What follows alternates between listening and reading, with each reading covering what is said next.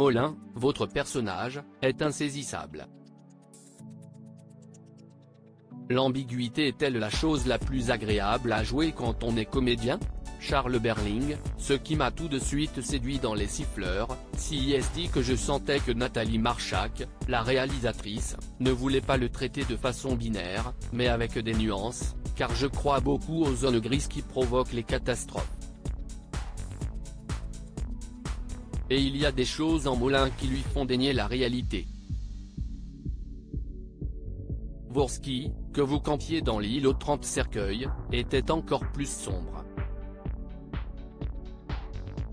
Êtes-vous aujourd'hui tenté d'aller vers ces rôles plutôt que vers des héros ? Ça m'a toujours intéressé, mais si est une question d'opportunité. On a un peu trop eu tendance à m'imaginer dans des personnages vertueux. Quand on m'a proposé l'île aux 30 cercueils, j'étais content de pouvoir dérouler ce type de musique. Molin ne personnifie-t-il pas l'immensité du travail qu'il reste à réaliser sur la question du consentement ? Oui, il y a du boulot. Ça commence dès l'école, et ça doit se poursuivre ensuite auprès des jeunes.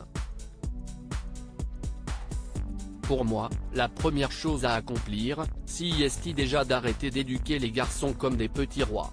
Ce qui n'a pas été mon cas, car j'ai eu une mère et une grand-mère féministes. Il faut déconstruire 2000 ans d'histoire, et je comprends que le débat puisse être violent, car il reste tant à faire. Vous êtes impliqué dans la lutte contre les violences faites aux femmes. Y a-t-il une portée politique ou militante à accepter ce type de fiction ?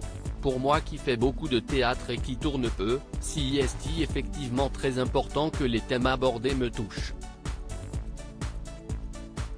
Je ne vais pas laisser mes convictions de côté, et je suis persuadé qu'on ne fait pas d'art dramatique innocemment.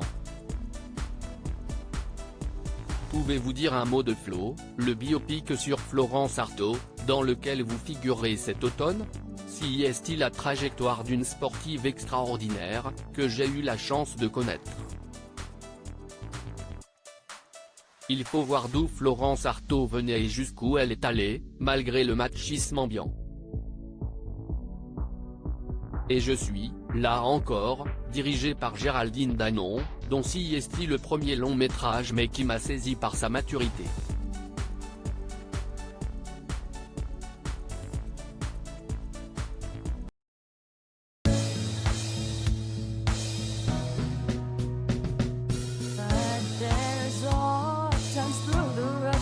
I think you can let me know. Sit down, sit back, let me help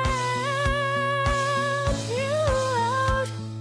Just step, I got to see.